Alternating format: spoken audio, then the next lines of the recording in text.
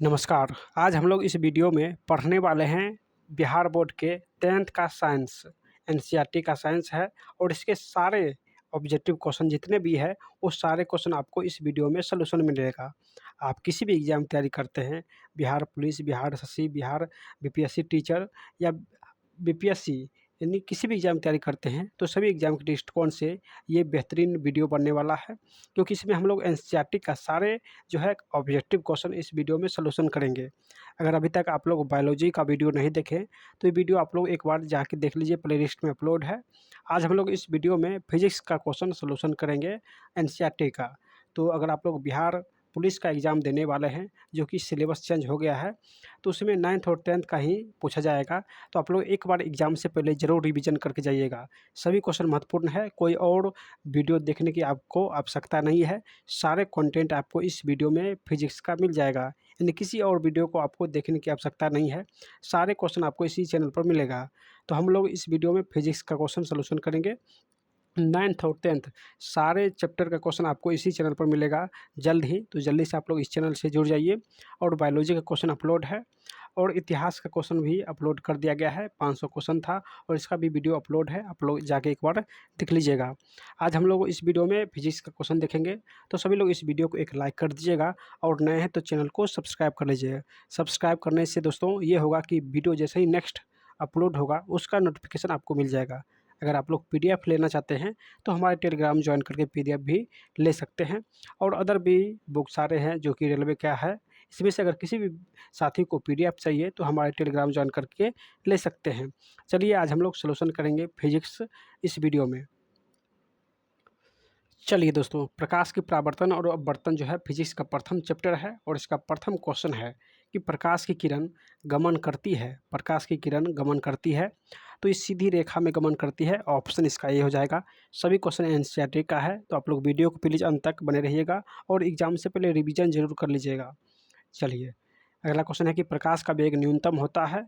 तो प्रकाश का वेग वायु निर्वात और जल, ये सभी में जो है इसमें से कह रहा है न्यूनतम।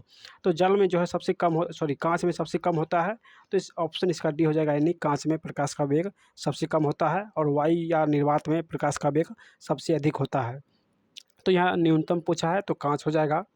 चलिए, नेक्स्ट क्वेश्चन है कि मोटर गाड़ी के चालक के सामने लगाया जाता है। तो मोटर गाड़ी के चालक के सामने जो है पीछे की वस्तु देखने के लिए उत्तल दर्पण का प्रयोग करते हैं। ऑप्शन इसका बी हो जाएगा, दर्पण होगा ना कि लेंस होगा। तो पीछे की वस्तु देखने के लिए जो सामने लगा होता है वो उत्तल दर्पण होता है।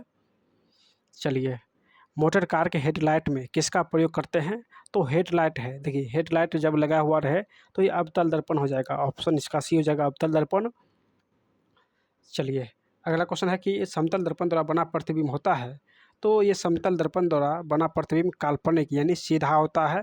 तो काल्पनिक को ही सीधा कहते हैं। तो या काल्पनिक रहे या सीधा रहे, दोनों में से एक ही आंसर होगा। चलिए, लेंस की क्षमता कैसा है मात्रक। तो हम लोग लेंस की क्षमता को डायोप्टर में मापते हैं। तो ऑप्शन इसका ये हो जाएगा, डायोप्टर। दोस्तों ये सेशन बहुत ही बेहतरीन रहने वाला है, तो वीडियो को आप लोग अंत तक बने रहिएगा और सभी लोग चैनल को सब्सक्राइब करना मत भूलिएगा। जितना हो सके आप लोग इसको शेयर भी कीजिएगा। चलिए, प्रकाश की किरण को पथ दर्शाने वाले चित्र को कहा जाता है। तो इसे किरण आरेख कहते हैं, किरण आरेख कहते हैं। नेक्स्ट है कि थ्रू यानी 2D क्षमता वाले लेंस का फोकसांतर होगा। तो ये हो जाएगा दोस्तों यानी 50 सेंटीमीटर, यानी जब इसको यानी एफ बराबर 1/D होता है। तो 1D का मान दिया हुआ है 2, तो इसको जब सेंटीमीटर में भाग देंगे 100 में, तो ये 50 हो जाएगा, यानी 50 सेंटीमीटर इसका आंसर हो जाएगा। ऑप्शन नंबर डी, ऑप्शन इसका डी हो जाएगा, 50 सेंटीमीटर। चलिए, नेक्स्ट देखिए, उत्तल लेंस का फोकसांतर दिया हुआ है 50 सेंटीमीटर और उसकी क्षमता पूछा है। तो उत्तल लेंस है, जब लेंस उत्तल रहे तो इसका आंसर सीधा आप लोग प्लस में देखिएगा कौन सा है। तो 50 हम लोग 100 में 50 से भाग देंगे तो इसका 2 आंसर आएगा और प्लस में आएगा, क्योंकि उत्तल लेंस है, ये प्लस हो जाएगा। ऑप्शन इसका डी। चलिए, प्रकाश किरण के समूह को कहते हैं। तो प्रकाश की किरण के समूह को किरण पुंज कहते हैं। ऑप्शन इसका बी हो जाएगा, किरण पुंज। नेक्स्ट क्वेश्चन है कि उत्तल लेंस की क्षमता होती है। तो ये धनात्मक होती है, उत्तल लेंस की क्षमता धनात्मक होती है। नेक्स्ट क्वेश्चन है कि अवतल लेंस की क्षमता होती है। तो अवतल लेंस की क्षमता ऋणात्मक हो जाएगा। ऑप्शन ए, उत्तल लेंस धनात्मक और अवतल लेंस ऋणात्मक होता है। चलिए अगला क्वेश्चन है कि उत्तल लेंस को कहते हैं, तो इसे अभिसारी लेंस कहते हैं, यानी अभिसारी लेंस कहते हैं उत्तल लेंस को। नेक्स्ट क्वेश्चन, अवतल लेंस को कहते हैं तो अपसारी लेंस, अवतल लेंस को अपसारी लेंस कहते हैं। चलिए कौन सा पदार्थ लेंस बनाने के लिए प्रयुक्त नहीं किया जाता है, यानी किससे आप लेंस नहीं बना सकते हैं, तो मिट्टी का प्रयोग करके आप लेंस नहीं बना सकते हैं, जबकि जल, कांच और प्लास्टिक से लेंस बना सकते हैं, लेकिन मिट्टी से लेंस नहीं बना सकते हैं।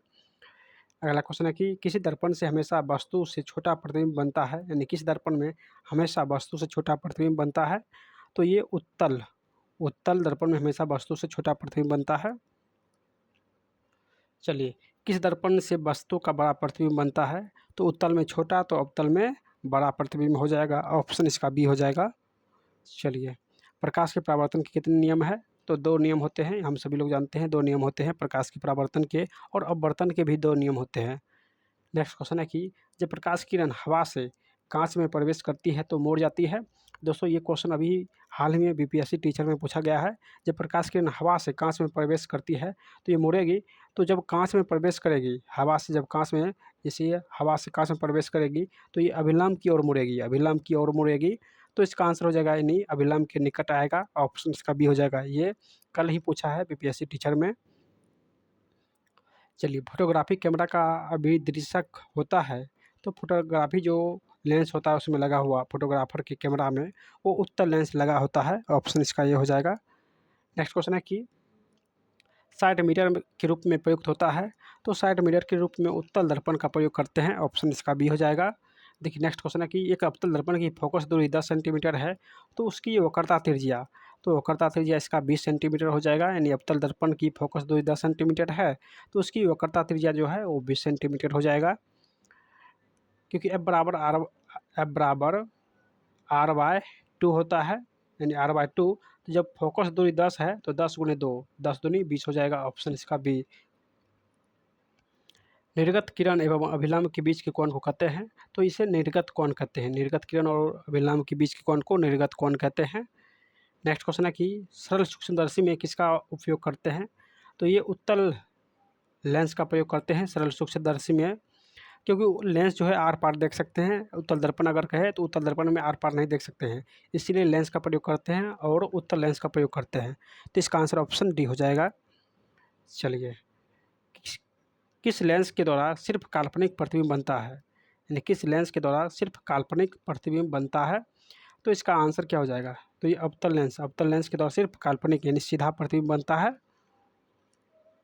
परावर्तन के नियम से निर्धारित है, तो परावर्तन का नियम क्या होता है, तो ये परावर्तन का कोण बराबर अपवर्तन का कोण होता है, यानी दोनों का मान बराबर होता है, ऑप्शन इसका बी हो जाएगा, ऑप्शन बी। नेक्स्ट है कि काल्पनिक प्रतिबिंब बनता है, तो अभी बताए थे आपको काल्पनिक जो प्रतिबिंब है वो सीधा बनता है, ऑप्शन इसका ये हो जाएगा सीधा। नेक्स्ट क्वेश्चन है कि लेंस में फोकस की संख्या होती है, लेंस में कितने फोकस होती है, तो लेंस में दोस्तों ये 2 फोकस होती है, सॉरी लेंस में जो है हाँ 2 फोकस होती है, तो इसका आंसर हो जाएगा ऑप्शन ए 2 फोकस होती है। चलिए F1 F2 होता है। सर्च लाइट का परावर्तक सतह, तो ये अवतल हो जाएगा, सर्च लाइट की परावर्तक सतह अवतल हो जाएगा। नेक्स्ट क्वेश्चन है कि दाढ़ी बढ़ाने में कौन सा दर्पण प्रयोग करते हैं, तो दाढ़ी बढ़ाने में ये अवतल दर्पण का प्रयोग करते हैं। नेक्स्ट क्वेश्चन है कि एक उत्तल लेंस की क्षमता एक डायोप्टर है, तो वो यानी एक डायोप्टर है तो लेंस की फोकस दूरी कितना होगा, तो लेंस की फोकस दूरी पूछा है, तो अभी आपको बताए थे जब वो प्लस में रहे, यहाँ पे उत्तल लेंस है तो प्लस में होगा आंसर, और एक डायोप्टर है तो एक डायोप्टर है यानी 1/, डायोप्टर होता है तो 1/1, अगर इसको सेंटीमीटर में बदलेंगे तो 100 से गुना करेंगे, तो इसका आंसर 100 सेंटीमीटर हो जाएगा, ऑप्शन नंबर सी। नेक्स्ट है कि किसी गोलीय दर्पण तथा किसी पतले गोलीय लेंस दोनों की फोकस दूरी यानी -15 सेंटीमीटर है, तो -15 सेंटीमीटर है तो दर्पण और लेंस होगा कराई गोलीय दर्पण और किसी पतले गोलीय लेंस दोनों की फोकस दूरी -15 सेंटीमीटर है, तो दर्पण कौन सा होगा और लेंस कौन सा होगा। चलिए देखिए यहाँ पे फोकस दूरी जो है -15 है, तो फोकस दूरी जब -15 रहे तो ये दोनों दर्पण और लेंस ये दोनों अवतल लेंस होगा, यानी अवतल दर्पण भी होगा और अवतल लेंस भी होगा, क्योंकि माइनस में जो है मान आता है एफ का, यानी एफ जो माइनस में है ये अवतल लेंस में और अवतल दर्पण दोनों में होगा माइनस। चलिए, प्रकाश के बर्तन के 2 नियम ये बताए थे आपको, परावर्तन और अपवर्तन दोनों के 2 नियम होते हैं। नेक्स्ट है कि किसी माध्यम के अपवर्तनांक का मान क्या होता है, तो साइन आई बटे साइन आर, साइन आई बटे साइन आर हो जाएगा ऑप्शन ए। चलिए दोस्तों, अगर आपको ये वीडियो पसंद आ रहा है तो आप लोग अपनी राय कमेंट के माध्यम से ज़रूर दीजिएगा और अधिक से अधिक इसको शेयर कर दीजिएगा अपने व्हाट्सअप टेलीग्राम ग्रुप में, जो जो भी आपके पास ग्रुप है उसमें एक बार आप लोग इसको शेयर कर दीजिएगा और दबा के सब्सक्राइब कीजिएगा। चलिए, एक उत्तल लेंस होता है, तो उत्तल लेंस जो है वो किनारे की अपेक्षा बीच में मोटा होता है, यानी इस प्रकार उत्तल लेंस होता है, यानी इस प्रकार। तो किनारे अपेक्षा बीच में मोटा होता है उत्तल लेंस। चलिए, आवर्धन लेंस का यानी अवतल लेंस का आवर्धन बराबर होता है, तो ये अवतल लेंस है तो इसका आवर्धन यानी v बटे यू हो जाएगा, v बटे यू, ऑप्शन इसका डी हो जाएगा। गोलीय दर्पण में फोकसांतर और वक्रता त्रिज्या के बीच संबंध अभी बताए थे आपको, F बराबर होता है R/2, ये किस ऑप्शन में है, तो ये ऑप्शन दोस्तों देखिए कहाँ पे है, तो F बराबर R/2 ये ऑप्शन ए से निकल सकता है, यानी ऑप्शन ए से आ जाएगा F बराबर R/2। चलिए, सोलर कुकर में प्रयोग होता है, तो ये अवतल दर्पण का प्रयोग करते हैं सोलर कुकर में, ऑप्शन ए हो जाएगा। नेक्स्ट क्वेश्चन है कि उत्तल लेंस में बना प्रतिबिंब, तो उत्तल लेंस में बना प्रतिबिंब वास्तविक और उल्टा होता है, यानी ऑप्शन बी वास्तविक और उल्टा हो जाएगा। नेक्स्ट है कि उत्तल लेंस में जब बीम एफ और 2F के बीच रखा जाता है तो बना प्रतिबिंब होगा, तो ये यानी बड़ा और वास्तविक प्रतिबिंब बनेगा। जब उत्तल लेंस में वस्तु को F और 2F के बीच में रखेंगे तो जो प्रतिबिंब बनेगा वो बड़ा और वास्तविक बनेगा, ऑप्शन इसका ए हो जाएगा। दो वक्रीय पृष्ठ से घिरे ठोस माध्यम को कहते हैं, तो दो वक्रीय पृष्ठ से घिरे ठोस माध्यम को गोलीय लेंस कहते हैं, तो इसका आंसर ऑप्शन सी हो जाएगा, गोलीय लेंस। नेक्स्ट है कि वह गोलीय दर्पण जो बाहर की तरफ वक्रित हो वो कहलाता है, तो दोस्तों ये उत्तल दर्पण कहलाता है, ऑप्शन सी हो जाएगा, उत्तल दर्पण कहलाता है। नेक्स्ट है कि गोलीय दर्पण के परावर्तक पृष्ठ के केंद्र को दर्पण का कहा जाता है, यानी गोलीय दर्पण के परावर्तक पृष्ठ के केंद्र को दर्पण का कहा जाता है, तो इसे ध्रुव कहते हैं, ऑप्शन बी हो जाएगा, ध्रुव। नेक्स्ट है कि किसी लेंस द्वारा उत्पन्न आवर्धन का एसआई मात्रक क्या हो जाएगा, तो किसी लेंस द्वारा उत्पन्न आवर्धन का एसआई मात्रक, इसका कोई मात्रक नहीं होता है, यानी ये मात्रक विहीन राशि है, ऑप्शन इसका डी हो जाएगा, मात्रक विहीन। अगला क्वेश्चन क्या है कि लेंस के केंद्रीय बिंदु को कहते हैं, तो लेंस का केंद्रीय बिंदु को प्रकाशीय केंद्र कहते हैं, यानी प्रकाशिक केंद्र कहते हैं, ऑप्शन इसका बी हो जाएगा। नेक्स्ट है किसी शब्दकोश में पाए गए छोटे अक्षर को पढ़ते समय आप इनमें से कौन सा पसंद करेंगे, तो यानी छोटे अक्षर को पढ़ने के लिए दोस्तों 5 सेंटीमीटर की फोकस दूरी का उत्तल लेंस का प्रयोग करेंगे, यानी 5 सेंटीमीटर फोकस दूरी का उत्तल लेंस का प्रयोग करेंगे। नेक्स्ट है कि देखिए दर्पण सूत्र पूछा है, तो दर्पण में प्लस होता है 1/F बराबर 1/V प्लस 1/U, अगर लेंस रहेगा तो यहाँ पे माइनस होगा और दर्पण रहेगा तो प्लस होगा, तो ये किस ऑप्शन में है, ऑप्शन नंबर ए में है, देखिए 1/F बराबर 1/V प्लस 1/U। अगला क्वेश्चन क्या है कि गोलीय दर्पण का वक्रता केंद्र को किस अक्ष से निरूपित करते हैं, तो वक्रता केंद्र को सी से निरूपित करते हैं, सेंटर ऑफ कर्वेचर कहते हैं, तो इस सी से निरूपित करते हैं वक्रता केंद्र को। नेक्स्ट, निर्वात में प्रकाश की चाल, तो अभी बताए थे आपको वायु या निर्वात में प्रकाश की चाल 3 × 10 पावर ये 8 है, पावर 8 है सभी में, तो 10 पावर 8 मीटर प्रति सेकेंड होता है, ऑप्शन ए हो जाएगा। नेक्स्ट है दांत विशेषज्ञ मरीज के दांतों का बड़ा प्रतिबिंब देखने के लिए किस दर्पण का उपयोग करते हैं, तो बड़ा प्रतिबिंब देखने के लिए अवतल दर्पण का प्रयोग करते हैं, ऑप्शन इसका ये हो जाएगा, अवतल दर्पण।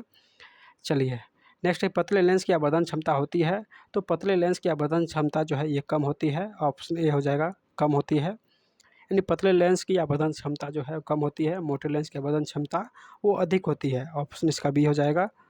चलिए, अवतल दर्पण के ध्रुव और फोकस, यानी अवतल दर्पण के ध्रुव और मुख्य फोकस के बीच रखे प्रतिबिंब रखे वस्तु का प्रतिबिंब की प्रकृति होगा, यानी अवतल दर्पण में ध्रुव और मुख्य फोकस के बीच वस्तु को रखेंगे तो उसका प्रतिबिंब किस प्रकार बनेगा, तो दोस्तों ये आभासी और सीधा प्रतिबिंब, ये आभासी और यानी सीधा प्रतिबिंब बनेगा, ऑप्शन इसका बी हो जाएगा, यानी अवतल दर्पण में जब ध्रुव और मुख्य फोकस के बीच यानी इससे यहाँ पे वस्तु को रखेंगे तो ये इधर आके बनेगा प्रतिबिंब, आभासी और सीधा बनेगा, तो इस प्रकार इसका आंसर बी हो जाएगा।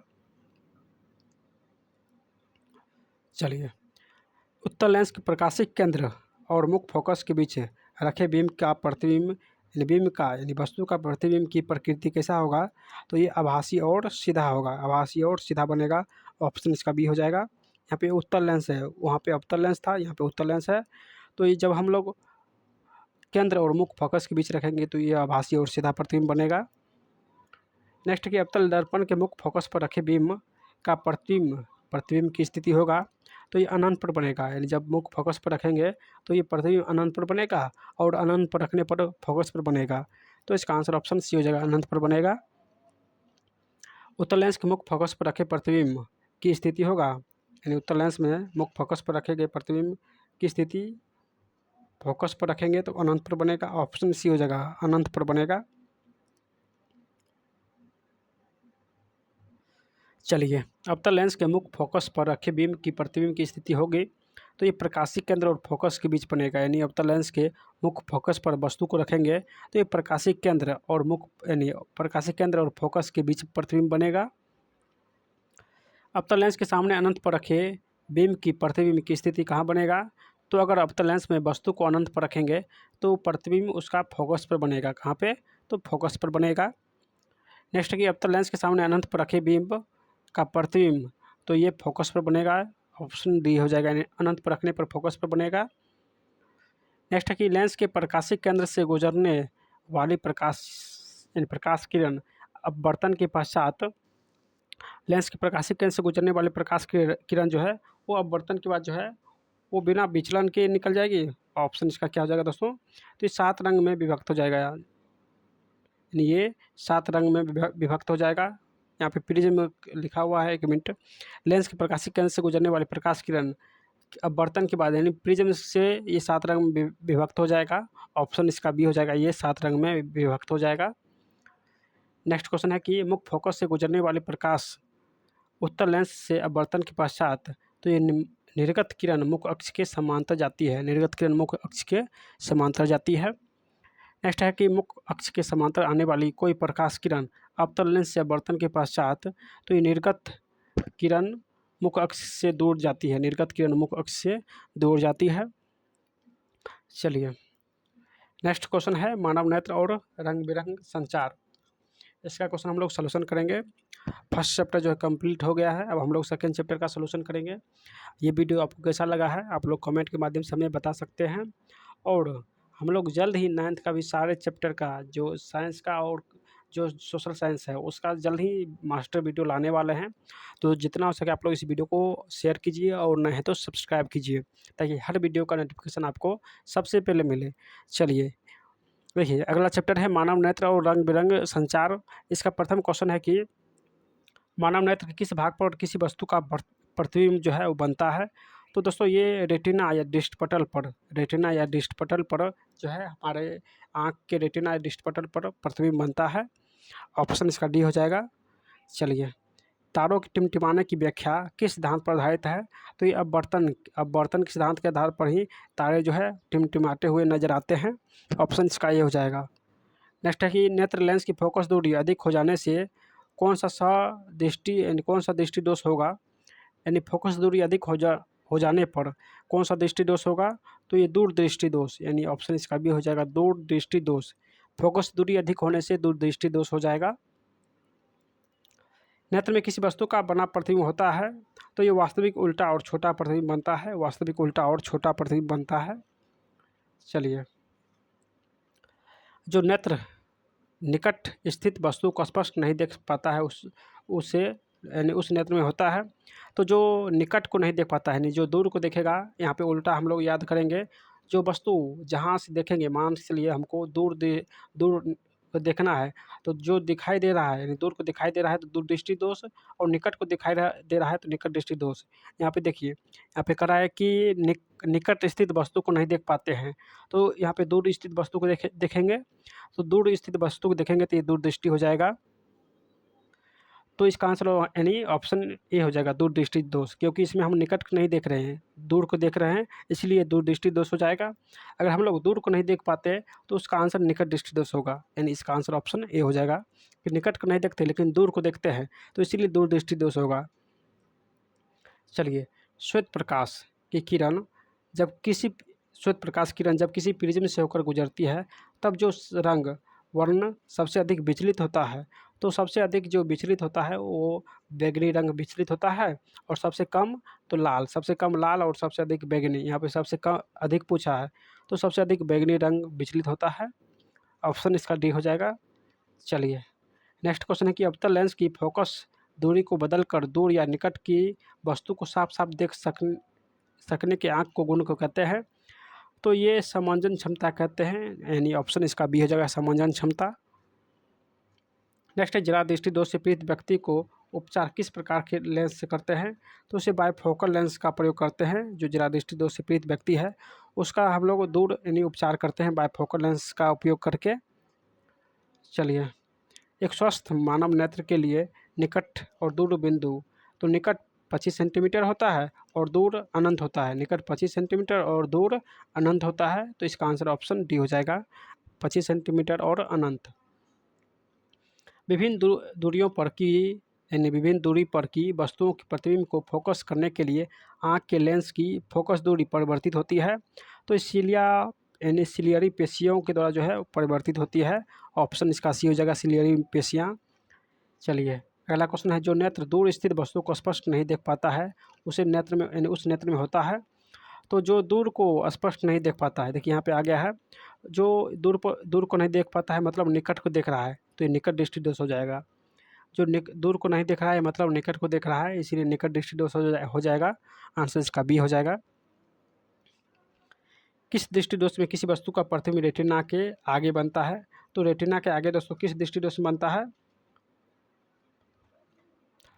तो रेटिना के आगे जो है ये निकट दृष्टि दोष में, निकट दृष्टि दोष में निकट की वस्तु दिखाई देता है लेकिन दूर की वस्तु दिखाई नहीं देता है, तो और इसमें प्रतिबिंब जो बनता है वो रेटिना के आगे बनता है। चलिए नेत्र की समांजन क्षमता कम हो जाने से उत्पन्न होती है, यानी अगर समांजन क्षमता कम हो जाएगा तो उत्पन्न होगा, तो ये जरा दृष्टि दोष होगा। ऑप्शन इसका सी हो जाएगा, यानी समांजन क्षमता कम होने से जरा दृष्टि दोष होता है। चलिए चंद्रमा पर खड़े अंतरिक्ष यात्री को आकाश प्रतीत होता है, तो चंद्रमा पर खड़े अंतरिक्ष यात्री को आकाश जो है ये काला प्रतीत होता है। ऑप्शन इसका डी हो जाएगा।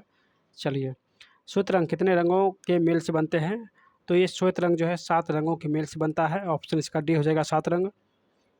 नेक्स्ट क्वेश्चन है कि श्याम प्रकाश में किस वर्णक का तरंग अधिकतम होता है, तो दृश्य यहाँ पे दृश्य है, दृश्य प्रकाश में किस वर्ण का तरंग दैर्घ्य, तो तरंग दैर्घ्य जब भी पूछे तो तरंग दैर्घ्य जो है वो लाल का अधिक होता है और बैंगनी का कम होता है, तो यहाँ पे अधिक पूछा है तो लाल हो जाएगा और कम पूछेगा तो बैंगनी हो जाएगा।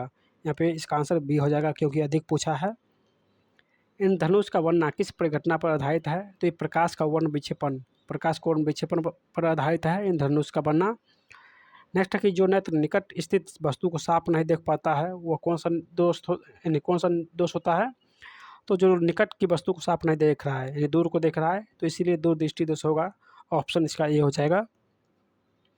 किसी कोलाडी विलयन में निलंबित कणों से प्रकाश के प्रकीर्णन को कहा जाता है, तो इसे टिंडल प्रभाव कहते हैं, यानी किसी कोलाडी विलयन में निलंबित कणों से प्रकाश के प्रकीर्णन को टिंडल प्रभाव कहते हैं। अगला क्वेश्चन क्या है कि सामान्यतः मानव नेत्र को दूर बिंदु, तो दूर बिंदु अनंत होता है और निकटतम बिंदु 25 सेंटीमीटर, तो यहाँ पे दूर बिंदु पूछा है तो अनंत हो जाएगा। नेक्स्ट है कि निकट दृष्टि दोष वाले व्यक्ति का चश्मा होता है, तो उसमें अवतल लेंस यानी निकट वाले में अवतल लेंस और दूर वाले में उत्तल लेंस, तो यहाँ पे निकट पूछा है तो अवतल लेंस हो जाएगा। मानव नेत्र में उपस्थित लेंस, तो ये उत्तल लेंस होता है, हमारे नेत्र में जो है उत्तल लेंस होता है। चलिए किस दृष्टि दोष में नेत्र को क्रिस्टलीय लेंस धुंधला और पारदर्शी हो जाता है, तो ये मोतियाबिंद में जो है वो लेंस धुंधला और पारदर्शी हो जाता है। आंसर इसका बी हो जाएगा, यानी मोतियाबिंद। चलिए स्पेक्ट्रम प्राप्त करने के लिए किसका उपयोग करते हैं, तो प्रिज्म, स्पेक्ट्रम प्राप्त करने के लिए प्रिज्म का उपयोग करते हैं। नेक्स्ट क्वेश्चन है कि स्पेक्ट्रम में किस रंग की किरण का विचलन या झुकाव कम होता है, तो विचलन पूछा है, तो सबसे कम विचलन जो अभी बताए थे आपको लाल का होता है, तो लाल का सबसे कम और बैंगनी का सबसे अधिक होता है, तो इसका आंसर हो जाएगा ए, यानी लाल का विचलन सबसे कम होता है। दृष्टि दोष के निवारण के लिए उपयोग करते हैं, तो ये दीर्घ दृष्टि है, तो दीर्घ दृष्टि दोष के लिए उत्तल लेंस का प्रयोग करते हैं, तो आंसर इसका बी हो जाएगा, यानी उत्तल लेंस। नेक्स्ट है प्रिज्म से प्रकाश की कौन सी परिघटना घटती है, तो वर्ण विक्षेपण होता है। प्रिज्म में प्रकाश का वर्ण विक्षेपण होता है। चलिए अगला क्वेश्चन, प्रकाश किस रंग का तरंग दैर्घ्य सबसे कम होता है, तो बैंगनी का तरंग दैर्घ्य जो है सबसे कम होता है। नेक्स्ट क्वेश्चन है कि आकाश का रंग नीला प्रतीत होता है, तो ये प्रकाश के प्रकीर्णन के कारण, आकाश का नीला जो प्रतीत होता है ये प्रकाश के प्रकीर्णन के कारण, ऑप्शन इसका बी हो जाएगा। आंख व्यवहार करता है, तो उत्तल लेंस की भांति, आंख उत्तल लेंस की भांति व्यवहार करता है। अगला क्वेश्चन है कि एक साधारण प्रिज्म कितने सतह से घिरा होता है, तो एक साधारण जो प्रिज्म है ये 5 सतह से घिरा होता है, ऑप्शन इसका सी हो जाएगा। 5 यानी 5 सतह से घिरा होता है। नेक्स्ट क्वेश्चन है कि यदि किसी वस्तु का प्रतिबिंब रेटिना के पीछे बनता है, तो वह व्यक्ति किस दृष्टि दोष से पीड़ित है, तो ये दूरदृष्टि दोष से पीड़ित है, यानी जिसका प्रतिबिंब रेटिना से पीछे बनता है तो वो दूरदृष्टि दोष से पीड़ित है। किसी माध्यम में छोटे छोटे कणों के निलंबन को क्या कहते हैं, तो छोटे छोटे कणों के निलंबन को दोस्तों ये कोलाइडी कहते हैं, ऑप्शन ए हो जाएगा कोलाइडी। अगला क्वेश्चन है कि नेत्र गोलक का व्यास होता है, तो 2.3 सेंटीमीटर, ऑप्शन ए हो जाएगा 2.3 सेंटीमीटर। नेक्स्ट है कि विद्युत यानी विद्युत सिग्नल कौन उत्पन्न करता है, तो विद्युत सिग्नल जो है प्रकाश सुग्राही उत्पन्न करता है, ऑप्शन इसका बी हो जाएगा प्रकाश सुग्राही। चलिए अगला क्वेश्चन क्या है कि सिग्नलों की व्याख्या कहाँ होती है, तो सिग्नलों की व्याख्या जो है ये मस्तिष्क में होती है। कहाँ, तो सिग्नल की व्याख्या मस्तिष्क में होता है। अगला क्वेश्चन क्या है, मानव नेत्र में किस प्रकार का लेंस पाया जाता है, तो मानव नेत्र में दोस्तों ये उत्तल लेंस, ऑप्शन ए हो जाएगा उत्तल लेंस। अगला क्वेश्चन है कि पुतली के साइज को नियंत्रित करने वाला गहरा पेशीय डायफ्राम क्या कहलाता है, तो ये परितारिका कहलाता है, ऑप्शन इसका ए हो जाएगा परितारिका। अगला क्वेश्चन क्या है कि आँख की पुतली किस प्रकार कार्य करती है, तो ये परिवर्तित द्वारिका की भांति, परिवर्तित द्वारिका की भांति कार्य करता है आँख की पुतली। चलिए कॉर्निया के पीछे एक संरचना होती है, तो ये परितारिका कहते हैं, यानी कॉर्निया के पीछे एक संरचना होती है जिसे परितारिका कहते हैं, ऑप्शन इसका डी हो जाएगा परितारिका कहते हैं। नेक्स्ट है कि निकट दृष्टि दोष उत्पन्न होने का कारण क्या है, तो ये अभिनेत्र लेंस का वक्रता बढ़ जाना, निकट यानी अभिनेत्र लेंस का जो वक्रता है ये बढ़ जाती है, जिससे निकट दृष्टि दोष उत्पन्न होता है। निकट दृष्टि दोष दूर करने के लिए किस लेंस का उपयोग करते हैं, तो निकट है तो अवतल हो जाएगा और दूर रहेगा तो उत्तल हो जाएगा। आँख में प्रवेश करने वाली प्रकाश की मात्रा नियंत्रित होती है, तो आँख में प्रवेश करने वाली प्रकाश की मात्रा ये परितारिका से नियंत्रित होता है, ऑप्शन इसका ये हो जाएगा परितारिका। चलिए अगला क्वेश्चन है कि नेत्र में प्रवेश करने वाले प्रकाश किरण का अधिकांश अपवर्तन होता है, तो ये कॉर्निया के बाहरी पृष्ठ पर, यानी बाहरी पृष्ठ पर, कॉर्निया के बाहरी पृष्ठ पर अपवर्तन होता है, ऑप्शन इसका सी हो जाएगा। मध्य प्रकाश में किसकी शिथिलता से पुतली पूर्ण रूप से फैल जाती है, यानी मध्य प्रकाश में किसकी शिथिलता से पुतली जो है ये पूर्ण रूप से फैल जाती है, तो ये परितारिका हो जाएगा, ऑप्शन इसका बी हो जाएगा। नेत्र गोलक के गोल होने पर देख पाते हैं, नेत्र गोलक के गोल होने पर देख पाते हैं, तो ये निकट की वस्तु को देख पाते हैं। अगला क्वेश्चन है कि वस्तु को हटा लेने के बाद, यानी वस्तु को हटा लेने के बाद भी नेत्र पटल पर प्रतिबिंब कितने सेकंड तक रहता है, तो 1/10 सेकंड तक जो है वस्तु को हटा लेने पर नेत्र पटल पर जो प्रतिबिंब 1/10 सेकंड तक रहता है, यानी 0.1 सेकंड तक रहता है। चलिए दृष्टि निबंध सिद्धांत का उपयोग कहाँ किया जाता है, तो दृष्टि निर्बंध सिद्धांत का उपयोग जो है ये चलचित्र प्रक्षेपण पर करते हैं, ऑप्शन इसका यानी पर्दे पर करते हैं, ऑप्शन इसका ए हो जाएगा। कॉर्निया के पीछे क्या है, जो काले रंग की पेशियाँ का समुच्चय है, तो कॉर्निया के पीछे दोस्तों ये परितारिका होता है, ऑप्शन इसका ए हो जाएगा परितारिका। नेक्स्ट है कि आयु में वृद्धि होने पर मानव नेत्र में समांजन क्षमता घट जाती है, यह दोष कहलाती है, तो ये जरा दृष्टि दोष कहलाता है, ऑप्शन इसका डी हो जाएगा। चलिए अगला क्वेश्चन है कि कॉर्निया में दोष अर्थात उसके पूर्णतः गोलीय ना होने के कारण किस प्रकार का नेत्र दोष होता है, तो कॉर्निया में दोष अर्थात उसके पूर्णतः गोल ना होने के कारण किस प्रकार का नेत्र दोष होगा, तो गोल नहीं होगा दोस्तों, तो ये अबिंदुकता होगा, यानी अबिंदुकता होगा, क्योंकि ये गोल नहीं हो रहा है तो ये अबिंदुकता हो जाएगा। अगला क्वेश्चन देखते हैं, देखिए अबिंदुकता नेत्र दोष वाले व्यक्ति के चश्मे में किस तरह के लेंस से दोष का निवारण करते हैं, तो ये बेलनाकार, जिसको अबिंदुकता नेत्र दोष है उसे बेलनाकार लेंस का उपयोग करते हैं, तो ऑप्शन इसका बी हो जाएगा बेलनाकार लेंस। नेक्स्ट दोष रहित नेत्र 25 सेंटीमीटर और अनंत के बीच रखी वस्तु को आसानी से देख पाता है। इसके बीच की दूरी को कहते हैं, तो इससे बीच की दूरी को जो है दृष्टि परिसर कहते हैं। ऑप्शन इसका ये हो जाएगा दृष्टि परिसर। नेक्स्ट कि मानव नेत्र 2 है तथा इनके दृष्टि क्षेत्र होगा तो 180 डिग्री, यानी मानव नेत्र 2 है और इसका दृष्टि क्षेत्र 180 डिग्री होता है। 180 डिग्री तक जो है हम लोग आँख से देख सकते हैं। चलिए, दृष्टि वाली दीर्घ दृष्टि वाली आँख साफ साफ देख सकती है। दूर दृष्टि है यहाँ पे, दूरस्थ दृष्टि वाली आँख, तो ये दूर की वस्तु को देख सकता है। ये दूर दृष्टि जो बीमारी होता है उसमें दूर की वस्तु देख सकते हैं और निकट की वस्तु को नहीं देख सकते हैं। तो यहाँ पे पूछा है कौन कहाँ देख सकते हैं, तो दूर की वस्तु को हम लोग देख सकते हैं। चलिए, दीर्घ दृष्टि होने का क्या कारण है, तो दीर्घ दृष्टि होने का कारण है अभिनेत्र लेंस की फोकस दूरी को अत्यधिक बढ़ जाना। दीर्घ दृष्टि दोष यानी दूर दृष्टि दोष का होने का कारण है कि अभिनेत्र लेंस की फोकस दूरी का अत्यधिक हो जाना यानी अत्यधिक बढ़ जाना। अभिनेत्र लेंस की फोकस दूरी में परिवर्तन किया जाता है। अभिनेत्र लेंस की फोकस दूरी में परिवर्तन किया जाता है, तो ये पक्षमाभी द्वारा जो है परिवर्तन कर सकते हैं। रेटिना प्रकाश को परिवर्तित करता है, तो रेटिना जो है प्रकाश को परिवर्तित करता है विद्युत सिग्नल के द्वारा जो है ये प्रकाश को परिवर्तित करता है। चलिए, अगला क्वेश्चन है कि नेत्रदान करने वाले व्यक्ति की आयु सीमा होगी, तो दोस्तों इनमें से कोई हो सकता है, नेत्रदान कोई भी कर सकता है, यानी ऑप्शन इसमें से कोई हो जाएगा, डी हो जाएगा इनमें से कोई भी। मृत्यु के पश्चात कितने घंटे के अंदर नेत्र निकाल लेना चाहिए, तो ये 4 से 6 घंटे के भीतर तक जो है आँख हमारा काम करते रहता है और ये हम लोग दान कर सकते हैं। 4 से 6 घंटे तक जीवित रहता है आँख। कौन सा व्यक्ति नेत्र दान कर सकता है, तो दोस्तों इसका आंसर क्या हो जाएगा, तो ये हो जाएगा यानी मधुमेह के रोगी और दमे के रोगी भी जो है ये नेत्रदान कर सकता है, लेकिन जिसको एड्स हो गया वो आँख को दान नहीं कर सकता है, यानी संक्रामक रोग से पीड़ित व्यक्ति आँख को दान नहीं कर सकता है।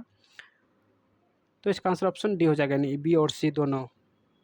चलिए, अगला क्वेश्चन, कौन रंग है जिसका खतरे के सिग्नल में उपयोग करते हैं, तो खतरे के सिग्नल में दोस्तों ये लाल रंग का उपयोग करते हैं। ऑप्शन इसका सी हो जाएगा।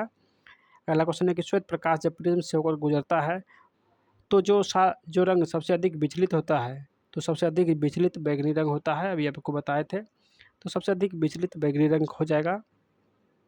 प्रकाश एक पतली झिल्ली से होकर नेत्र में प्रवेश करता है, इस झिल्ली को कहते हैं, तो इसे कॉर्निया कहते हैं। यानी जिस पतली झिल्ली से होकर प्रकाश नेत्र में प्रवेश करता है उसे कॉर्निया कहते हैं।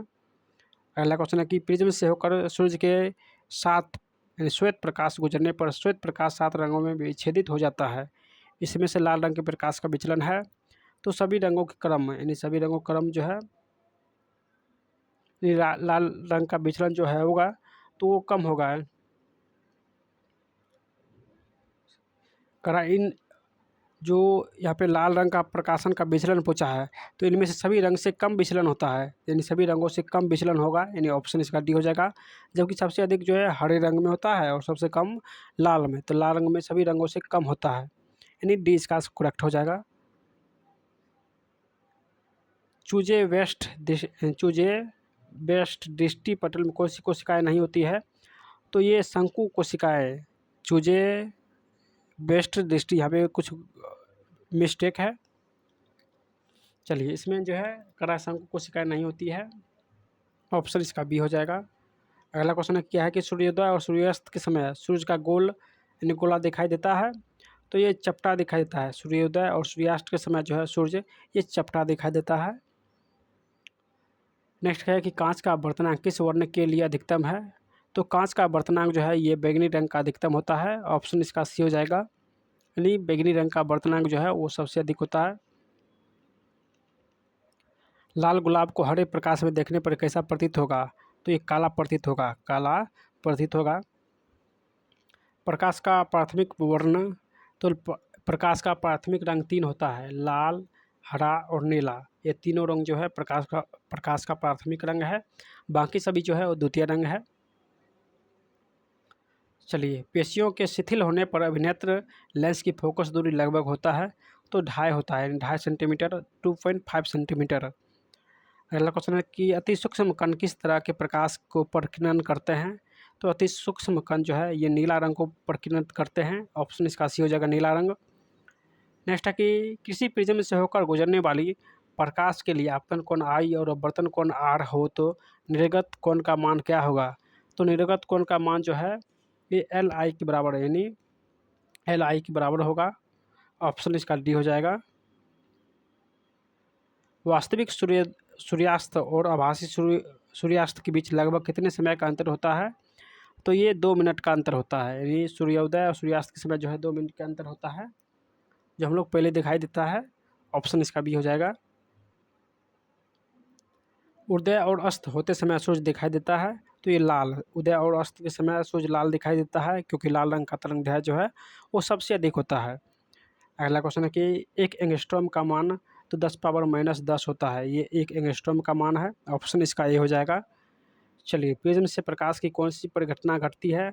तो प्रिज्म से जो है ये वर्ण विक्षेपण होता है। ऑप्शन इसका सी हो जाएगा।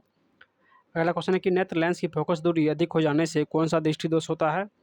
तो फोकस दूरी अधिक हो जाने से दोस्तों ये दूर दृष्टि दोष होता है। ऑप्शन इसका बी हो जाएगा। किस दृष्टि दोष में किसी वस्तु का प्रतिबिंब रेटिना के आगे बनता है।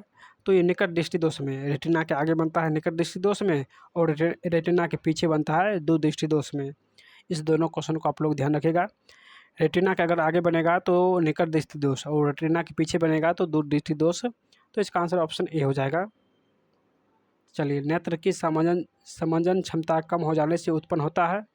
तो अगर समंजन क्षमता कम होगा तो ये जरा दृष्टि दोष उत्पन्न होगा। ऑप्शन इसका सी हो जाएगा। तारों की टिमटिमाना प्रतीत होता है, तो ये वायुमंडल अपवर्तन के कारण जो है तारे टिमटिमाते हुए प्रतीत होता है। ऑप्शन इसका ये यानी ए हो जाएगा। नेक्स्ट है कि एक प्रिज्म द्वारा श्वेत प्रकाश के स्पेक्ट्रम में वर्ण विक्षेपण जिस घटना के कारण होता है वह घटना है। तो एक प्रिज्म द्वारा श्वेत प्रकाश के स्पेक्ट्रम में वर्ण विक्षेपण जिस घटना के कारण होता है वो प्रकाश के अपवर्तन होना चाहिए। हाँ, अपवर्तन ही है। तो ये प्रकाश के अपवर्तन के कारण जो है वर्ण विक्षेपण होता है। चलिए, किस कण पर प्रखर प्रकाश के एक अंश के विभिन्न दिशाओं में छितरने को कहते हैं। तो ये प्रकाश का प्रकीर्णन कहते हैं, यानी किसी कण पर प्रखर प्रकाश विभिन्न दिशाओं में बिखेर जाता है, यानी छितर जाता है, उसे प्रकाश का प्रकीर्णन कहते हैं। चलिए, सूर्योदय और सूर्यास्त के समय सूर्य लाल दिखाई पड़ता है क्योंकि वायुमंडल के कण तो ये नीले रंग को बहुत अधिक प्रकीर्णन करते हैं, यानी सूर्योदय और सूर्यास्त के समय सूर्य लाल दिखाई पड़ता है। तो क्योंकि वायुमंडल के कण जो होते हैं वो नीले रंग को बहुत अधिक प्रकीर्णित कर देते हैं, नीले रंग को अधिक प्रकीर्णित कर देते हैं। ऑप्शन इसका सी हो जाएगा। चलिए, नेक्स्ट है, यहाँ पे कुछ क्वेश्चन जो है स्किप हो गया है।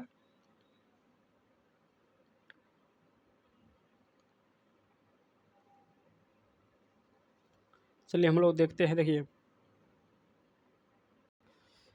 चलिए आगे है विद्युत चैप्टर, और इसका प्रथम क्वेश्चन है कि इनमें से कौन सा अर्धचालक नहीं है। कौन एक अर्धचालक नहीं है। तो देखिए, सिलिकॉन अर्धचालक है, जर्मनियम भी अर्धचालक है, जबकि पारा जो है अचालक है, यानी अधातु है। पारा अधातु है। तो इसका आंसर ऑप्शन सी हो जाएगा, पारा जो है अधातु है। नेक्स्ट है कि वोल्ट प्रति एम्पियर प्रदर्शित करता है। ये वोल्ट प्रति एम्पियर जो है किसका एसआई मात्रक है। तो ये ओम के बराबर होता है, यानी प्रतिरोध का एसआई मात्रक है ओम, और ओम के बराबर होता है वोल्ट प्रति एम्पियर। चलिए, अगला क्वेश्चन है विद्युत प्रतिरोध का एसआई मात्रक, तो ये ओम होता है, यानी विद्युत प्रतिरोध का एसआई मात्रक ओम हो जाएगा। विद्युत धारा का मात्रक तो ओम हो जाएगा। विद्युत धारा का एसआई मात्रक, विद्युत धारा है तो इसका धारा एम्पियर होना चाहिए। चलिए, एम्पियर यहाँ पे है, एम्पियर हो जाएगा। विद्युत धारा रहे तो एम्पियर, और विद्युत प्रतिरोध रहे तो ओम, यानी प्रतिरोध का एसआई मात्रक ओम और धारा का एसआई मात्रक एम्पियर। चलिए, 1, 2 और 3 ओम के 3 प्रतिरोध को श्रेणी क्रम में जोड़ने पर समतुल्य प्रतिरोध क्या होगा। तो श्रेणी क्रम में यहाँ पे श्रेणी क्रम लिखा हुआ है, तो आर, यानी समतुल्य प्रतिरोध हो जाएगा R1 + R2 + R3। ये समतुल्य प्रतिरोध जब श्रेणी क्रम रहे तो इस फॉर्मूला से हम लोग निकालेंगे, तो सभी को जोड़ देंगे, यानी 1:2:3 है, तो 3 × 2 = 5, 1 6 हो जाएगा, यानी 6 ओम इसका आंसर हो जाएगा। Option number D. विभवांतर जो है ये वोल्ट का SI मात्रक है, तो ऑप्शन इसका डी हो जाएगा, वोल्ट का SI मात्रक विभवांतर होता है। नेक्स्ट है कि विभव का मात्रक है, तो विभव जो है ये वोल्ट का SI मात्रक होता है, तो ऑप्शन इसका बी हो जाएगा, वोल्ट। चलिए नेक्स्ट है कि 100 वाट और 220 वोल्ट के विद्युत बल्ब के तंतु का प्रतिरोध होगा, तो भी बराबर होता है IR। यहाँ पे वोल्ट जो है 220 वोल्ट दिया गया है और करा यहाँ पे प्रतिरोध कितना हो जाएगा, तो यहाँ पे वाट भी दिया गया है। देखिए वाट भी दिया गया है, हम लोग को यहाँ पे वाट निकालना है। चलिए इसका आंसर देख लेते हैं, बाद में इसको सोल्यूशन करेंगे। तो ये 484 ओम हो जाएगा, ऑप्शन इसका ए 484 ओम। चलिए अगला क्वेश्चन है टंगस्टन, इसका ताप कितना होता है, तो टंगस्टन का ताप जो है वो सबसे अधिक यानी 3500 डिग्री सेल्सियस होता है, ऑप्शन इसका सी हो जाएगा। नेक्स्ट है कि विद्युत शक्ति जो है इसका SI मात्रक, तो विद्युत शक्ति का SI मात्रक वाट होता है, ऑप्शन सी यानी डी हो जाएगा, वाट। प्रतिरोध का SI मात्रक, तो प्रतिरोध का SI मात्रक ओम होता है, ऑप्शन डी हो जाएगा। 12 वोल्ट विभवांतर के दो बिंदुओं के बीच 2 कूलम्ब आवेश को ले जाने में कार्य किया जाता है, यानी कितना कार्य किया जाता है, यानी 12 वोल्ट विभवांतर के दो बिंदुओं के बीच 2 कूलम्ब आवेश को ले जाने में क्या कार्य कितना होगा। तो दोस्तों ये कार्य पूछा है, तो इसका आंसर हो जाएगा यानी इसका आंसर ऑप्शन बी हो जाएगा, 24 जूल। चलिए सेल के विद्युत वाहक बल को कहते हैं, तो सेल के विद्युत वाहक बल को वोल्ट कहते हैं, ऑप्शन इसका बी हो जाएगा, वोल्ट। नेक्स्ट है कि एक एमीटर के स्केल पर 0 तथा 2 एम्पियर के बीच 20 विभाग है, तो इसका अल्पमांक यानी अल्पतमांक होगा, तो ये 0.1 एम्पियर होगा, अल्पतमांक जो है 0.1 एम्पियर होगा। नेक्स्ट है कि आवेश का SI मात्रक, तो हम सभी लोग जानते हैं कूलम होता है आवेश का SI मात्रक, कूलम। कि जब किसी चालक तार से विद्युत धारा प्रवाहित होती है तो गतिशील कण कौन सा होगा, तो ये इलेक्ट्रॉन यानी एक मिनट दोस्तों, चलिए यहाँ पे क्वेश्चन बार बार यानी एक ही क्वेश्चन 2 बार आ गया था। तो जब किसी चालक तार से विद्युत धारा प्रवाहित होती है तो गतिशील कण जो होगा वो इलेक्ट्रॉन होता है, यानी गतिशील इलेक्ट्रॉन करता है, तो ऑप्शन इसका डी हो जाएगा। चलिए कौन सा विद्युत यानी विद्युत का सुचालक है, तो विद्युत का सुचालक हम जानते हैं दोस्तों ये ग्रेफाइट, ये जो है विद्युत का सुचालक है, ऑप्शन इसका डी हो जाएगा। विभवांतर जो है ये वोल्ट का SI मात्रक है, विभवांतर यानी विभवांतर का SI मात्रक वोल्ट होता है। विद्युत बल्ब का तंतु किस धातु का बना होता है, तो बल्ब का जो तंतु बना होता है वो टंगस्टन का, ऑप्शन बी टंगस्टन हो जाएगा। नेक्स्ट है 10 ओम और 20 ओम के दो प्रतिरोध को श्रेणी क्रम में जोड़ने पर समतुल्य प्रतिरोध, तो यहाँ पे देखिए श्रेणी क्रम है तो दोनों को जोड़ दीजिए, 10 + 20 यानी 30 ओम हो जाएगा, ऑप्शन इसका सी 30 ओम। चलिए अगला क्वेश्चन है कि किसी बल्ब से 220 वोल्ट पर 2 एम्पियर की धारा प्रवाहित होती है तो फिलामेंट का प्रतिरोध क्या हो जाएगा, तो V बराबर IR होता है फार्मूला 1, तो V का मान जो है 220 दिया गया है और एम्पियर का मान 2 है और R हमको निकालने के लिए कह रहा है, तो इसमें 2 से भाग दे देंगे तो 110 इसका आंसर हो जाएगा, option number D. Next battery से किस प्रकार से धारा प्रवाहित होती है, तो बैटरी से सिर्फ DC धारा प्रवाहित होती है, बैटरी से DC धारा प्रवाहित होती है, ऑप्शन इसका बी हो जाएगा। आमीटर को विद्युत परिपथ में कैसे जोड़ते हैं, तो आमीटर को श्रेणी क्रम में और वोल्ट मीटर को समांतर क्रम में। आमीटर पूछा है तो श्रेणी क्रम हो जाएगा, वोल्ट मीटर यहाँ पे पूछा है, देखिए यहाँ पे वोल्ट मीटर पूछा है तो समांतर क्रम हो जाएगा, ऑप्शन इसका बी। अगला क्वेश्चन क्या है कि विभवांतर मापने वाला यंत्र जो है ये वोल्ट मीटर होता है, विभवांतर मापने वाला यंत्र वोल्ट मीटर होता है। अगला क्वेश्चन है कि 1 वोल्ट बराबर होता है, तो 1 वोल्ट बराबर जूल पर सेकेंड होता है, यानी 1 वोल्ट का मान जूल पर सेकेंड होता है, ये जूल पर सेकेंड के बराबर होता है, ऑप्शन इसका ए हो जाएगा। 1 किलोवाट घंटा बराबर होता है, तो 1 किलोवाट घंटा जो है एक विद्युत ऊर्जा के बराबर होता है, ऑप्शन इसका सी हो जाएगा। चलिए विद्युत हीटर की कुंडली में किसका प्रयोग करते हैं, तो हीटर की कुंडली है जिसमें नाइक्रोम का उपयोग करते हैं, ऑप्शन ए हो जाएगा नाइक्रोम। अगला क्वेश्चन है कि विद्युत चुंबक बनाए जाते हैं, तो नरम लोहा का, विद्युत चुंबक नरम लोहा का बनाया जाता है। नेक्स्ट है कि विद्युत धारा उत्पन्न करने की युक्ति, तो विद्युत धारा उत्पन्न करने की युक्ति जो है ये जनित्र है, ऑप्शन इसका ए हो जाएगा जनित्र। पहला क्वेश्चन है कि एक असम शक्ति बराबर होता है तो 746 वाट। एक असम शक्ति 746 वाट के बराबर होता है। चलिए अगला क्वेश्चन है, देखते हैं। देखिए कौन सा संबंध सत्य है, तो ये भी बराबर, अभी बताए थे आपको, भी बराबर आई आर होता है। तो ये ऑप्शन नंबर सी में दिया गया है, फॉर्मूला भी पूछा जाता है। चलिए कौन सा पद विद्युत परिपथ में विद्युत शक्ति को निरूपित करता है, तो ये विद्युत परिपथ में विद्युत शक्ति का निरूपित करता है। तो P बराबर होता है I square R, I square R हो जाएगा। ऑप्शन इसका ए, आई स्क्वायर आर हो जाएगा। नेक्स्ट है कि स्थिर विद्युत में आवेश होता है। अगर कोई भी बस विद्युत स्थिर है तो उसमें जो है कोई भी आवेश नहीं, यानी विरामावस्था में रहते हैं। तो इसका आंसर ऑप्शन नंबर ए हो जाएगा, विरामावस्था में रहते हैं। धारा में आवेश रहता है तो ये गति की अवस्था में, धारा में जो है आवेश ये गति की अवस्था में रहता है। तो आंसर इसका बी हो जाएगा, ऑप्शन इसका बी हो जाएगा, गति की अवस्था में होता है। ऊर्जा कैसा मात्रक, तो ऊर्जा कैसा मात्रक जूल होता है। ऑप्शन इसका बी हो जाएगा। 1 किलोवाट घंटा का व्यापारिक मात्रक होता है। तो ये 1 किलोवाट घंटा जो है 1 यूनिट के बराबर होता है। तो इसका आंसर 1 यूनिट हो जाएगा। 1 जूल का मान होता है तो 4 यानी 1 जूल कितना कैलोरी पूछा है, तो 1 जूल बराबर 0.24 जूल, यानी 0.24 कैलोरी के बराबर होता है। ऑप्शन इसका बी हो जाएगा, 0.24।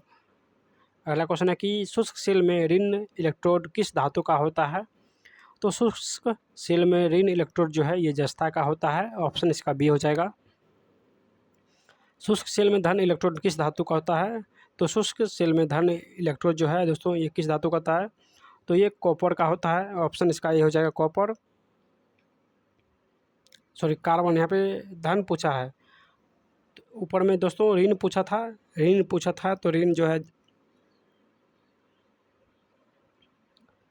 ऋण पूछेगा तो जस्ता हो जाएगा और धन पूछेगा तो कार्बन हो जाएगा। यहाँ पे धन पूछा है तो धन में कार्बन हो जाएगा और ऋण पूछे तो जस्ता हो जाएगा।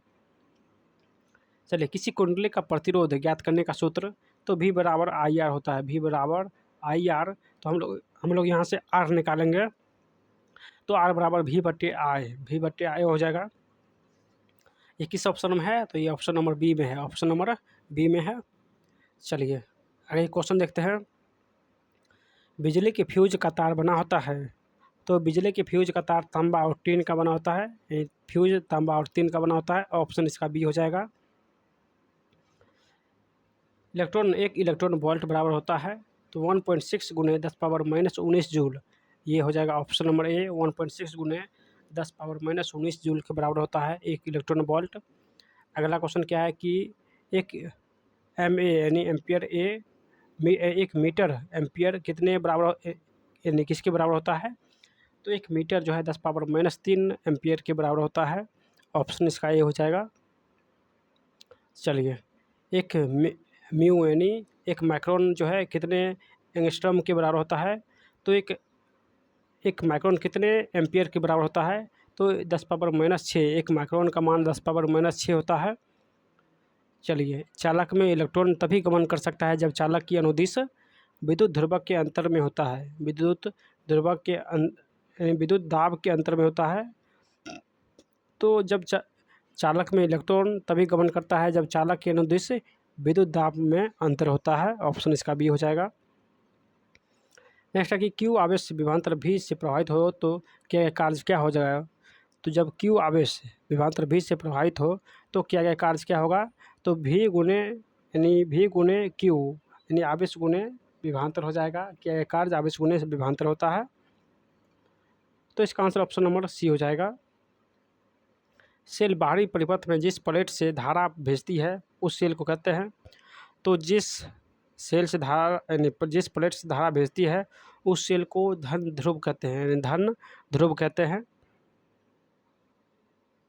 चलिए अगला किसी चालक का प्रतिरोध निर्भर करता है, तो चालक की लंबाई पर, चालक के अनुप्रस्थ काट क्षेत्रफल पर और चालक की प्रकृति पर। तो इसका आंसर उपयुक्त सभी हो जाएगा, ये सभी पर निर्भर करता है। नेक्स्ट है कि किसी अस्थायी विद्युत धारा I द्वारा समय t में उत्पन्न ऊष्मा की मात्रा क्या है। यदि ऊष्मा H है तो H बराबर VIT होता है, H बराबर VIT होता है, यानी ऑप्शन इसका बी हो जाएगा। जिन पदार्थ में विद्युत मुक्त रूप से प्रवाहित हो जाती है उन्हें कहते हैं, तो जिन पदार्थों में विद्युत मुक्त रूप से प्रवाहित होती है उन्हें विद्युत चालक कहते हैं। ऑप्शन इसका सी हो जाएगा, विद्युत चालक कहते हैं। अगला क्वेश्चन है कि जिन पदार्थ से विद्युत प्रवाही आसानी से नहीं होता है उसे क्या कहते हैं? तो उसे दोस्तों विद्युत रोधी कहते हैं। जहाँ से विद्युत प्रवाहित नहीं होगा उसे विद्युत रोधी कहेंगे, और जहाँ से विद्युत प्रवाहित होगा उसे विद्युत चालक कहेंगे। तो यहाँ पे प्रवाहित नहीं हो रहा है तो इसीलिए विद्युत रोधी कहेंगे। चलिए, विद्युत प्रवाह की दिशा मानी जाती है। तो विद्युत प्रवाह की दिशा जो है धन टर्मिनल से ऋण टर्मिनल की ओर मानी जाती है, यानी धन से ऋण ध्रुव की ओर मानी जाती है। ऑप्शन इसका बी हो जाएगा। एकांक समय में विद्युत आवेश के परिमाण के प्रभाव को क्या कहते हैं? तो उसे विद्युत धारा कहते हैं, विद्युत धारा कहते हैं। अगला क्वेश्चन है कि किसी तार से विद्युत धारा प्रवाहित होती है तो तार के प्रत्येक बिंदु से कितना इलेक्ट्रॉन अववाहित होती है? तो 6 × 10⁻18 इलेक्ट्रॉन जो है अववाहित होती है। ऑप्शन इसका सी हो जाएगा। नेक्स्ट है कि किसी विद्युत लैंप के तंतु से 0.4 एम्पियर की धारा प्रवाहित हो रही है। अगर लैंप 3 घंटे तक प्रकाश देती है तो प्रवाहित आवेश कितना होगा? तो इसका आंसर हो जाएगा यानी 4320 कूलम हो जाएगा। ऑप्शन इसका ए हो जाएगा।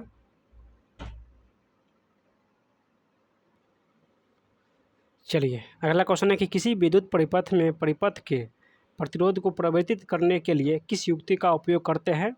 तो परिपथ को यानी प्रतिरोध को परिवर्तित करने के लिए धारा नियंत्रक का उपयोग करते हैं, यानी प्रतिरोध को परिवर्तित करने के लिए धारा नियंत्रक का उपयोग करते हैं, यानी ऑप्शन इसका ए हो जाएगा। अगला क्वेश्चन है कि कोई विद्युत बल्ब 220 वोल्ट के जनरेटर से संयोजित है।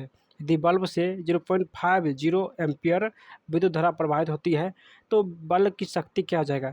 तो बल्ब का शक्ति भी गुणे एम्पियर होता है, यानी वोल्ट गुणे एम्पियर। तो 220 वोल्ट गुणे 0.5, तो 5 जीरो उड़ाएंगे तो ये ख़त्म, और 22 × 5 है तो ये 22 × 5 यानी 5 दूनी 10, 5 10 1 11 यानी 110 हो जाएगा। ऑप्शन इसका डी करेक्ट हो जाएगा। चलिए, अगला क्वेश्चन है कि किसी विद्युत बल्ब के तंतु में से 0.5 एम्पियर विद्युत धारा 10 मिनट तक प्रवाहित होती है तो विद्युत धारा से परिपथ विद्युत आवेश का परिमाण क्या हो जाएगा? तो आवेश पूछा है, यानी क्यू पूछा है, तो क्यू बराबर होता है यानी आवेश क्यू बराबर आई टी। तो एम्पियर का मान है 0.5 और टाइम है 10, इसको हम लोग सेकेंड में बदलेंगे तो 60 हो जाएगा। ये दशमलव से ये ख़त्म, तो 6 यानी 60 × 5 तो ये 300 हो जाएगा। 60 × 5 यानी 300, 56 30 यानी 300 कूलम हो जाएगा। ऑप्शन नंबर ए 300 कूलम हो जाएगा। चलिए, अगला क्वेश्चन है कि विद्युत प्रवाहित कर किसी धातु की वस्तु पर अन्य किसी वांछित धातु की परत निक्षेपित करने की प्रक्रम को क्या कहते हैं? तो दोस्तों ये विद्युत लेपन कहते हैं, यानी विद्युत प्रवाहित कर किसी धातु की वस्तु पर अन्य किसी वांछित धातु की परत निक्षेपित करने की प्रक्रम को विद्युत लेपन कहते हैं। चलिए, अगला क्वेश्चन है कि दो चालक तार जिनके पदार्थ लंबाई और व्यास समान है किसी विद्युत परिपथ में पहले श्रेणी क्रम फिर पार्श्व क्रम संयोजित किए जाते हैं। तो श्रेणी क्रम और पार्श्व क्रम संयोजन में उत्पन्न ऊष्माओं का अनुपात तो ये 1:4 हो जाएगा। विद्युत चुंबक बनाने के लिए उपयुक्त पदार्थ क्या है? तो ये नरम लोहा, विद्युत चुंबक बनाने के लिए नरम लोहा का उपयोग करते हैं। अगला क्वेश्चन है कि किसी विद्युत धारा के सतत एवं बंद पथ को क्या कहते हैं? तो विद्युत धारा के सतत एवं बंद पथ को परिपथ कहते हैं, यानी विद्युत परिपथ कहते हैं। ऑप्शन इसका ये हो जाएगा, बंद परिपथ को विद्युत परिपथ कहते हैं। चलिए, विद्युत धारा के तापीय प्रभाव का उपयोग किसमें नहीं होता है? तो तापीय प्रभाव का उपयोग दोस्तों ये विद्युत पंखा में जो है ये तापीय प्रभाव का उपयोग नहीं होता है, जबकि हीटर में होता है। और विद्युत इस्त्री यानी जो हम लोग आयरन करते हैं उसमें तापीय प्रभाव का उपयोग होता है। विद्युत बल्ब में भी तापीय प्रभाव का उपयोग होता है, जबकि विद्युत पंखा में जो है ये तापीय प्रभाव का उपयोग नहीं होता है। नेक्स्ट है कि विद्युत धारा की चाल प्रकाश की चाल से क्या संबंध है? तो दोनों की चाल यानी विद्युत धारा की चाल और प्रकाश की चाल दोनों समान होता है। तो इसका आंसर ऑप्शन ए हो जाएगा, दोनों की चाल समान है। नेक्स्ट है कि किसी विद्युत परिपथ में इकाई धन आवेश को एक बिंदु से दूसरे बिंदु तक ले जाने में किए गए कार्य मापा जाता है उन बिंदुओं के बीच के विभवांतर से मापा जाता है। चलिए, पहला क्वेश्चन है कि वह विद्युत धारा जो तार के प्रति मीटर लंबाई के लिए 2 × 10⁻⁻7 न्यूटन बल उत्पन्न करती है, वह धारा कितना है? तो दोस्तों ये धारा हो जाएगा 1 एम्पियर, ये धारा 1 एम्पियर हो जाएगा। नेक्स्ट है कि 6 वोल्ट बैटरी से गुजरने वाले हर एक कूलम आवेश को कितनी ऊर्जा दी जाती है? तो ये हर एक कूलम आवेश को 6 जूल ऊर्जा ही दिया जाता है, यानी 6 वोल्ट बैटरी से हर कूलम आवेश को 6 जूल ही ऊर्जा दिया जाता है। ऑप्शन इसका बी हो जाएगा। इलेक्ट्रॉन पर आवेश होता है, तो इलेक्ट्रॉन पर आवेश हम सभी लोग जानते हैं 1.6 × 10⁻−19 कूलम होता है, यहाँ पे माइनस होना चाहिए। ऑप्शन इसका सी हो जाएगा। समांतर क्रम में संयोजित 10 प्रतिरोध का जिनमें प्रत्येक का मान 10 ओम है, तो समतुल्य प्रतिरोध कितना हो जाएगा? तो समांतर क्रम है तो इसका फॉर्मूला होता है आर यानी 1/r बराबर 1/r1 प्लस 1/r2। तो हम लोग यहाँ पे बैठाएंगे तो 1/10 प्लस 1/10 इन टोटल कितना है? तो 10 तक है। तो ऊपर में सबको जोड़ेंगे तो 10 हो जाएगा और नीचे में लॉसो 10 हो जाएगा। 10 और 10 का भाग 1 ही होता है, तो इसका आंसर ऑप्शन सी हो जाएगा। चलिए, अगर बैटरी से केवल प्रतिरोध के एक समूह में ही यानी एक समय ही संयोजित है, तो स्रोत की ऊर्जा नियंत्रण पूर्ण रूप से किस ऊर्जा में परिवर्तित होगा?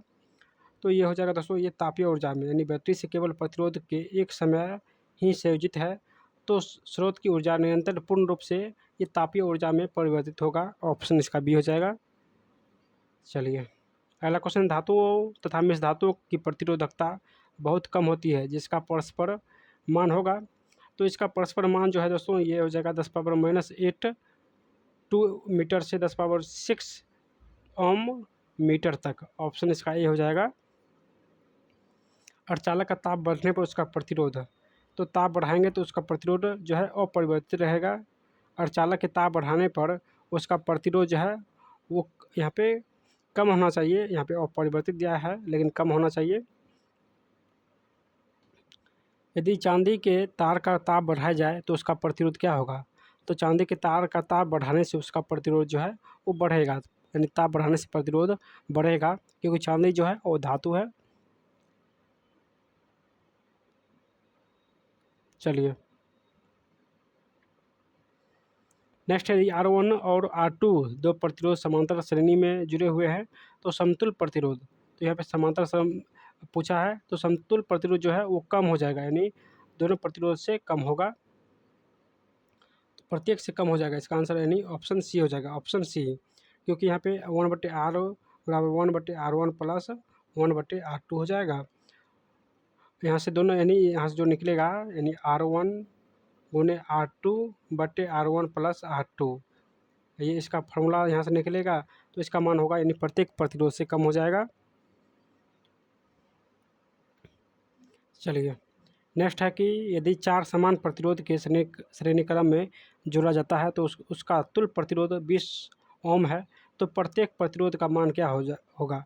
यहाँ पे देखिए 4 श्रेणी क्रम जोड़कर 20 पुराना है, यानी श्रेणी क्रम में जोड़ने के लिए R बराबर R1 plus R2 plus R3, तो 4 जोड़ने पर 20 होता है, तो यानी 5 5 5 और 5, यानी हम लोग 5 मान लेंगे तो ये 20 हो जाएगा। यानी श्रेणी क्रम में है तो R1 plus R2 plus R3 करेंगे, तो इसका आंसर यानी ऑप्शन ए हो जाएगा।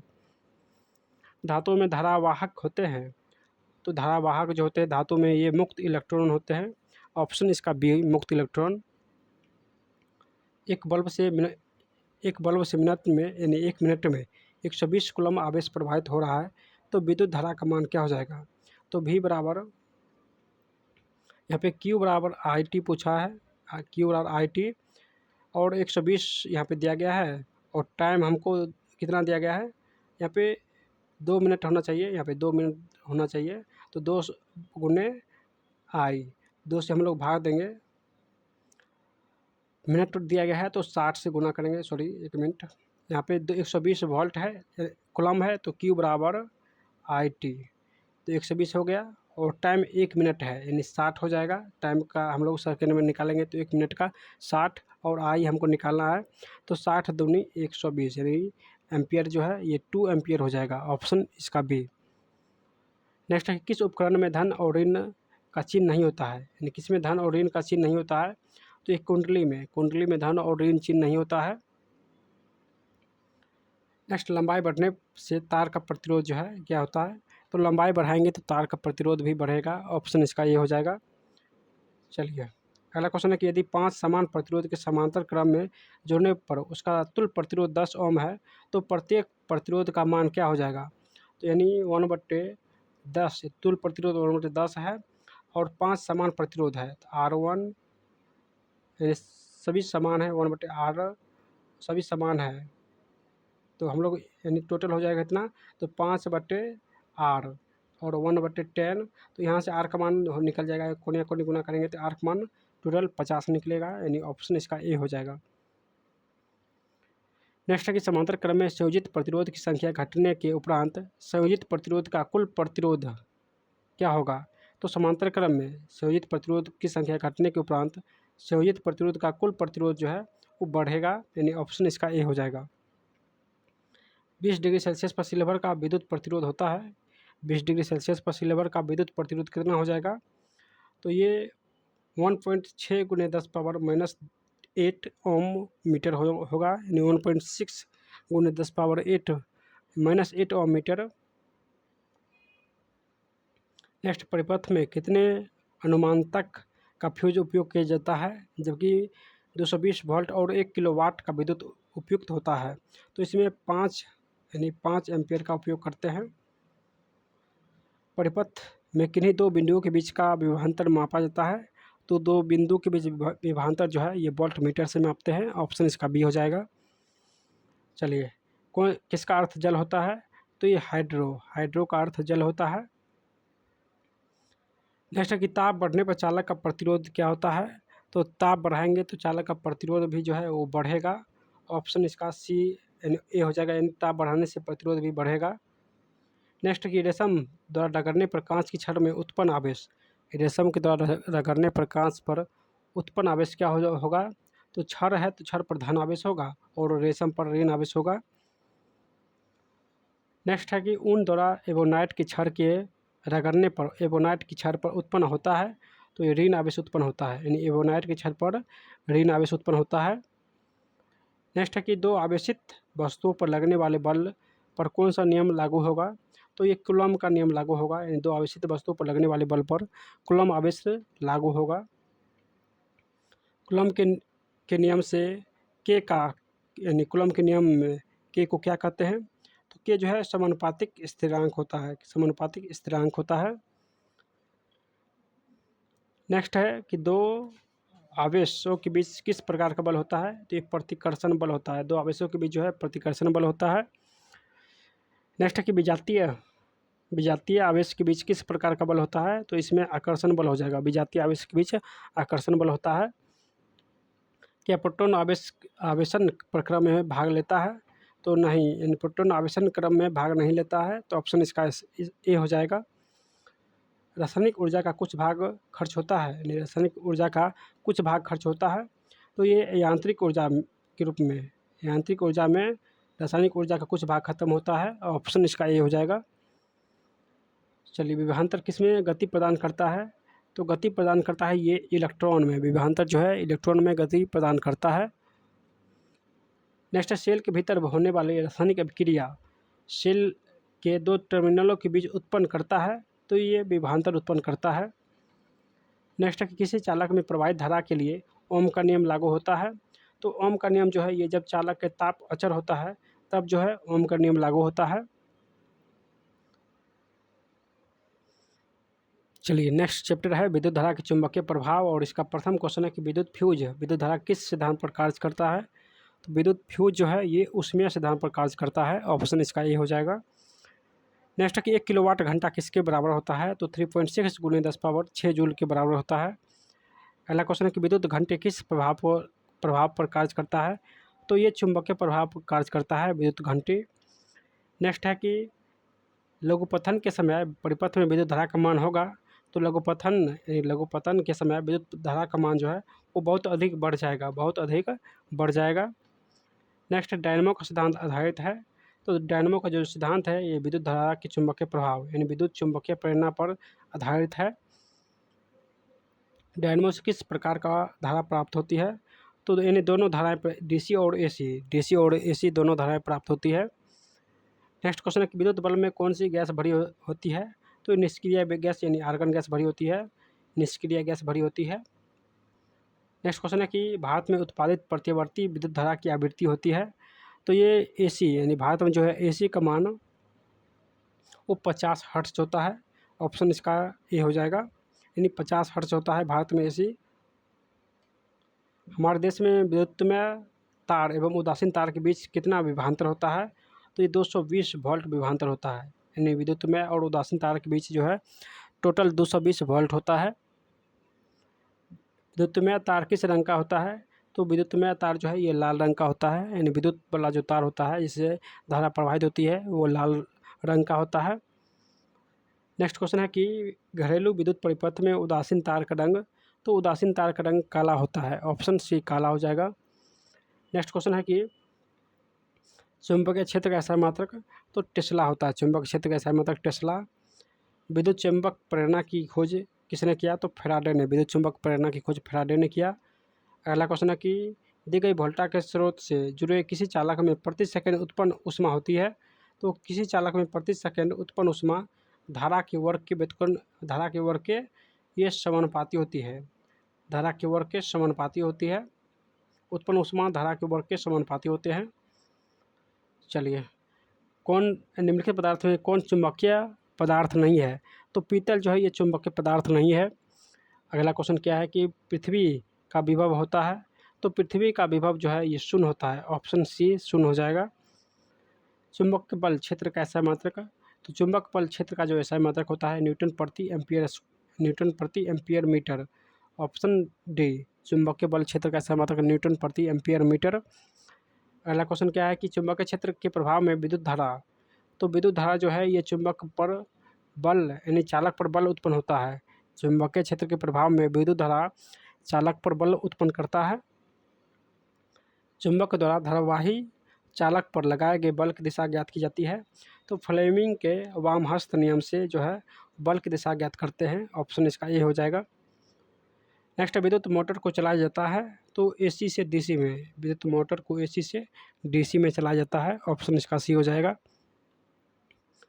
विद्युत मोटर की क्रिया आधारित है, तो विद्युत मोटर की जो क्रिया है किस पर आधारित है? तो ये विद्युत धारा के चुंबकीय प्रभाव पर, विद्युत मोटर जो है ये विद्युत धारा के चुंबकीय प्रभाव पर आधारित है। डायनमो के द्वारा बदला जाता है, यानी डायनमो जो है यांत्रिक ऊर्जा को विद्युत ऊर्जा में, यांत्रिक को विद्युत में बदलता है। विद्युत मोटर के द्वारा बदला जाता है, तो विद्युत से यांत्रिक में बदलते हैं। अगला क्वेश्चन है कि विद्युत धारा के कारण उत्पन्न चुंबकीय क्षेत्र की दिशा ज्ञात की जाती है। तो उत्पन्न चुंबकीय क्षेत्र की दिशा जो है ये फ्लेमिंग के वामहस्त नियम से ज्ञात की जाती है, यानी फ्लेमिंग के वामहस्त नियम से चुंबकीय क्षेत्र की दिशा ज्ञात की जाती है। चलिए अगला चुंबक क्षेत्र एक राशि है जिसमें होता है, तो उसमें परिमाण और दिशा दोनों होता है। नेक्स्ट है कि किसी कुंडली में प्रेरित विद्युत वाहक बल का मान उसके समृद्ध चुंबकीय फ्लक्स के परिवर्तन की दर का जो है समानुपाती होता है, यानी किसी कुंडली में प्रेरित विद्युत वाहक बल का मान उसके समृद्ध चुंबकीय फ्लक्स के परिवर्तन की दर के समानुपाती होता है। अगला क्वेश्चन क्या है कि किसी क्षण चुंबक के अंदर चुंबकीय क्षेत्र रेखाओं की दिशा क्या होती है? तो ये दोस्तों दक्षिण ध्रुव से उत्तर ध्रुव की ओर होती है, दक्षिण ध्रुव से उत्तर ध्रुव की ओर होती है, ऑप्शन इसका बी हो जाएगा। जल विद्युत संयंत्र किस ऊर्जा को विद्युत ऊर्जा में रूपांतरित करता है? तो जल विद्युत संयंत्र जो है ये जल विद्युत संयंत्र स्थितिज ऊर्जा को गतिज ऊर्जा में परिवर्तित करता है, ऑप्शन इसका डी हो जाएगा स्थितिज ऊर्जा। वह उपकरण जो किसी परिपथ में विद्युत धारा की उपस्थिति सुनिश्चित करता है वो कहलाता है, तो ये अमीटर, जो विद्युत धारा की उपस्थिति को सूचित करता है वो अमीटर होता है। नेक्स्ट है कि माइकल फैराडे थे एक प्रसिद्ध, तो माइकल फैराडे जो है ये भौतिक शास्त्री थे, यानी भौतिक वैज्ञानिक थे। अगला क्वेश्चन है कि विद्युत परिपथ की लघुपतन अथवा अति भारण के कारण होने वाली हानि से सुरक्षा की सबसे महत्वपूर्ण युक्ति है। तो ये लघुपतन होने से हम बचाने के लिए हम लोग फ्यूज का इस्तेमाल करते हैं, तो इसका ऑप्शन बी फ्यूज हो जाएगा। नेक्स्ट है कि चुंबक के सजातीय ध्रुव के बीच परस्पर होता है। तो चुंबक के सजातीय ध्रुव के बीच परस्पर जो है ये प्रतिकर्षण होता है। ऑप्शन इसका बी, यानी सजातीय ध्रुव के बीच प्रतिकर्षण होता है। चलिए, इसमें इतना ही क्वेश्चन था। नेक्स्ट चैप्टर है ऊर्जा। चलिए, ऊर्जा का प्रथम क्वेश्चन है कि इनमें से कौन बायोगैस ईंधन का स्रोत नहीं है। तो लकड़ी, गोबर गैस और कोयला ये सभी बायोगैस है, जबकि नाभिकीय ऊर्जा ये बायोगैस नहीं है। तो ऑप्शन सी जो है ये बायोगैस नहीं है। नेक्स्ट क्वेश्चन है कि ग्लोबल वार्मिंग के लिए उत्तरदायी, तो इस CO2 यानी कार्बन डाइऑक्साइड उत्तरदायी होता है। ऑप्शन इसका सी। नेक्स्ट क्वेश्चन है कि सूर्य और अन्य तारों का विशाल ऊर्जा का स्रोत है। तो सूर्य और अन्य तारों की विशाल ऊर्जा के स्रोत ये नाभिकीय संलयन के कारण होता है। ऑप्शन इसका ये हो जाएगा। अगला क्वेश्चन है कि नाभिकीय विखंडन को नियंत्रित करने में प्रयुक्त होता है। तो ये कैडमियम के क्षण का प्रयोग नाभिकीय विखंडन को नियंत्रित करने के लिए करते हैं। अगला क्वेश्चन है कि किसी नाभिकीय विखंडन में मुक्त ऊर्जा होती है। तो ये 200 मेगावाट जो है ये नाभिकीय विखंडन में मुक्त ऊर्जा 200 मेगावाट होता है। नेक्स्ट है कि ऊर्जा का सबसे अधिक प्रत्यक्ष और विशाल स्रोत, तो ये सूर्य ऊर्जा हो जाएगा। ऑप्शन इसका सी, सूर्य ऊर्जा। बॉक्सनुमा सौर कुकर में 3 से 4 घंटे में अंदर का ताप क्या हो जाता है। तो बॉक्सनुमा जो सौर कुकर होता है 3 से 4 घंटे में अंदर का ताप ये 100 डिग्री सेल्सियस से 140 डिग्री सेल्सियस हो जाता है। ऑप्शन इसका बी। चलिए, पवन का देश कहते हैं, तो पवन का देश ये डेनमार्क कहते हैं। Option C, Denmark. अगला क्वेश्चन है कि पवन विद्युत जनरेटर में पवन की चाल कम से कम कितनी होनी चाहिए। तो कम से कम जो है वो 15 किलोमीटर प्रति घंटा होना चाहिए। अगला क्वेश्चन क्या है कि जीवाश्म ईंधन का उदाहरण है। तो जीवाश्म ईंधन का उदाहरण दोस्तों ये कोयला, लकड़ी और गोबर गैस ये सभी जो है जीवाश्म ईंधन का उदाहरण है। अगला क्वेश्चन कि प्राचीन काल में ऊष्मीय ऊर्जा का सबसे अधिक सामान्य स्रोत है। तो ऊष्मीय ऊर्जा का प्राचीन काल में सबसे सामान्य स्रोत क्या था। तो ये लकड़ी था, यानी उस टाइम जो है लकड़ी जलाकर ही ऊर्जा प्राप्त करते थे। नेक्स्ट है कि कार्य करने की क्षमता, तो क्षमता को ऊर्जा कहते हैं। ऑप्शन इसका सी। और दर को शक्ति कहते हैं, कार्य करने की दर को शक्ति और क्षमता को ऊर्जा कहते हैं। नेक्स्ट है कि गोबर गैस एक प्रकार का क्या है। तो ये बायोगैस है। ऑप्शन ए बी, बायोगैस है। नवीकरणीय ऊर्जा का स्रोत कौन सा है। तो सौर ऊर्जा जो कि एक नवीकरणीय ऊर्जा का स्रोत है। नेक्स्ट है कि जैव गैस एक उत्तम ईंधन है क्योंकि इसमें मीथेन गैस पाई जाती है। तो मीथेन जो है 75% पाया जाता है। अगला क्वेश्चन क्या है कि अनवीकरणीय ऊर्जा का स्रोत क्या है। तो ये जीवाश्म ईंधन जो है अनवीकरणीय ऊर्जा का स्रोत है। नेक्स्ट क्वेश्चन है कि सूर्य ऊर्जा का विद्युत ऊर्जा में परिवर्तन, सूर्य ऊर्जा को विद्युत ऊर्जा में परिवर्तित होती है। तो सौर सेल के द्वारा जो है सौर ऊर्जा विद्युत ऊर्जा में परिवर्तित होती है। नेक्स्ट है कि एक उत्तम ईंधन है। तो एक उत्तम ईंधन जो है ये जैव गैस हो जाएगा, यानी हाइड्रोजन वाला जो है ये उत्तम ईंधन है। तो जैव गैस हो जाएगा, ये उत्तम ईंधन है। नरोरा नाभिकीय विद्युत संयंत्र किस राज्य में है। तो ये उत्तर प्रदेश में, नरोरा नाभिकीय विद्युत संयंत्र ये उत्तर प्रदेश में है। अगला क्वेश्चन है कि जीवाश्म ईंधन ऊर्जा के क्या है। तो जीवाश्म ईंधन जो है ये अनवीकरणीय स्रोत है। नेक्स्ट है कि सरदार सरोवर बांध किस नदी पर है। तो ये नर्मदा नदी पर, सरदार सरोवर बांध जो है नर्मदा नदी पर है। नेक्स्ट क्वेश्चन है कि तिहरी बांध जो है किस नदी पर है। तो ये तिहरी बांध जो है ये यहाँ पे गंगा और भगीरथी नदी पर है। तो यहाँ पे भगीरथी नदी या भीलगंगा नदी भी होगा। चलिए, भारत का पवन ऊर्जा द्वारा विद्युत उत्पादन करने वाले देशों में कौन सा स्थान प्राप्त है। तो पवन ऊर्जा उत्पादन में, यानी पवन ऊर्जा से विद्युत उत्पादन में भारत का 5वां स्थान प्राप्त है। सौर सेल बनाने के लिए किसका उपयोग करते हैं। तो सिलिकॉन का उपयोग करते हैं सौर सेल बनाने में। अगला क्वेश्चन क्या है कि बांध के द्वारा स्थापित टरबाइन जौलीय ऊर्जा को किस ऊर्जा में रूपांतरित करता है।